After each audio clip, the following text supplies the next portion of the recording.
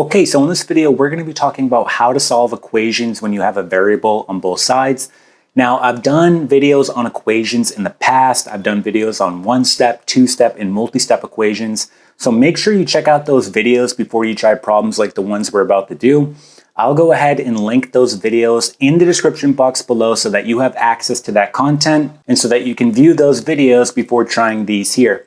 Now, just real quick before we start these problems, look down here. These are going to be the inverse operations when we're doing equations. So again, we know that the opposite of addition will be subtraction and the opposite of multiplication will be division and vice versa. So if we look at number 1, you can see that I have a variable on both sides. I have 2x over here and then I have x over here. So whenever you have a variable on both sides of the equation, you need to move it over to one side.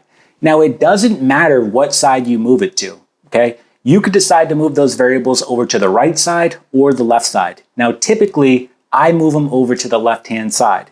That's just how I do it.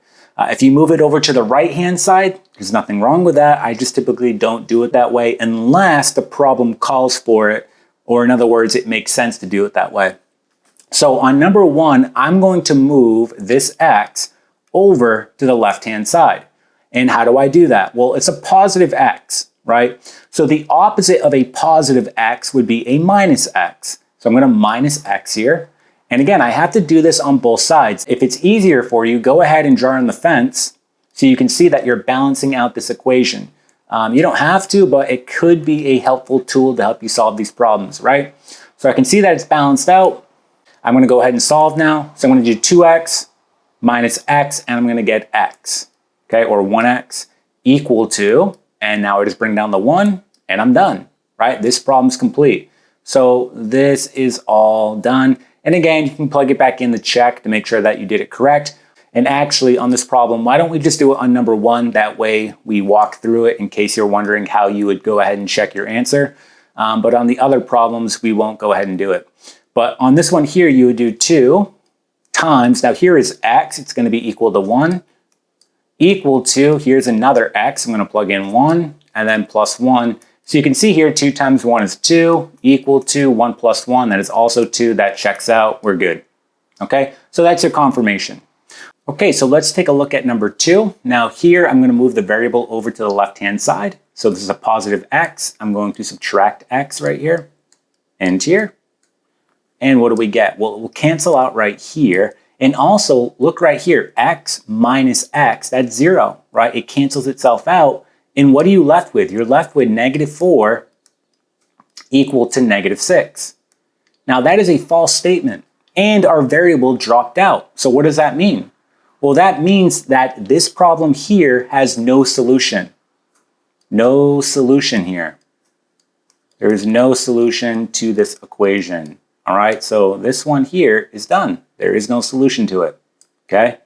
There's no possibility in which you could plug in a number into x and make this equal out, all right? It does not exist.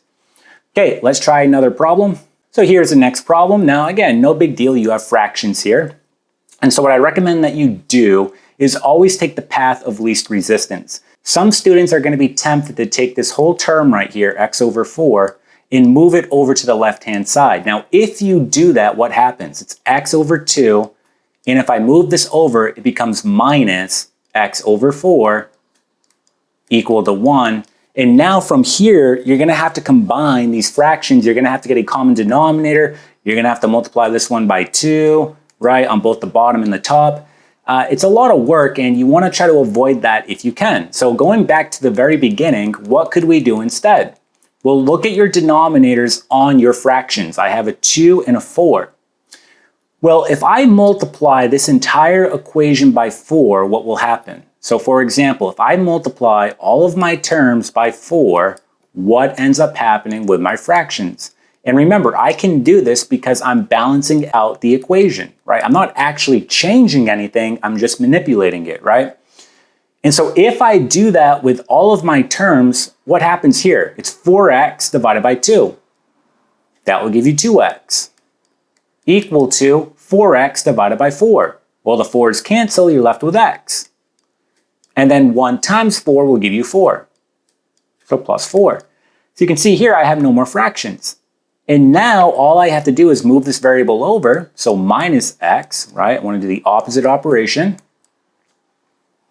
This will cancel. 2x minus x will give you x. And then equal to, bring down your 4 and you're done. Okay, this one is now complete. That's it, right? So always look for the path of least resistance. You don't want to make more work for yourself, right? You want to try to be lazy. Being lazy is a good thing because it makes you creative, right? It forces you to be creative. All right, so always think about taking the path of least resistance. So here is number 4, and you can see we have no fractions here. So I'm going to take this positive 3x and I'm going to minus 3x on both sides, okay? This will cancel here. I get 2x minus 3x, I get negative x. So negative x, bring down the 5, plus 5, bring down your equal sign, and then bring down negative 1.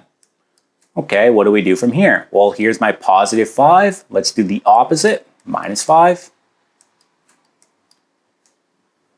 This will cancel. I get negative x equal to a negative 1 and a negative 5 make a negative 6.